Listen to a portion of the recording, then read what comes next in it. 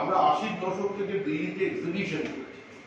আমরা বিভিন্ন নথি, বিভিন্ন সরকার, এনডিএ সরকারকে, ইউপিএ সরকারকে, মুখ্যমন্ত্রীকে আমরা সরবরাহ করেছি।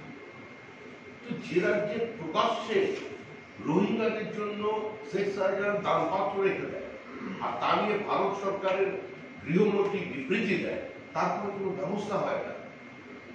তাদের বিভিন্ন ধরনের কার্ড প্রোভাইড করে রাজ্যে রেখে দেওয়া হচ্ছে, নির্বাচনের কাজে রোহিঙ্গাদের ব্যবহার করা হচ্ছে, বিধাননগরের মধ্যে একটা প্ল্যান্ড সিটিতে সেখানে রোহিঙ্গাদের নিয়ে গিয়ে বসানো হচ্ছে, তারপরেও তো কোনো পুলিশ ব্যবস্থা নিচ্ছে না।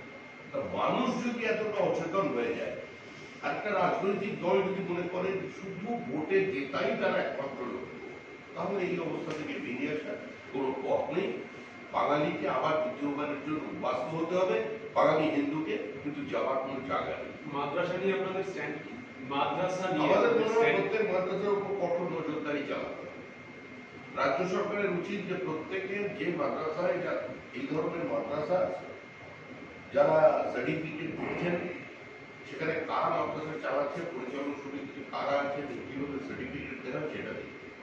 একদিকে মাদ্রাসা এই বাংলাদেশিদের এখানে হিন্দু নামে সার্টিফিকেট দিয়ে দিচ্ছে, আর অন্যদিকে আমাদের কিছু মিউনিসিপাল স্কুল তারা 45 বছরের লোককে 8 পাস সার্টিফিকেট দিয়ে 23 বছর বানিয়ে দিচ্ছে, দিয়ে মিউনিসিপাল কমিশনে চাকরি করে দিচ্ছে। আজীব রাজ্য।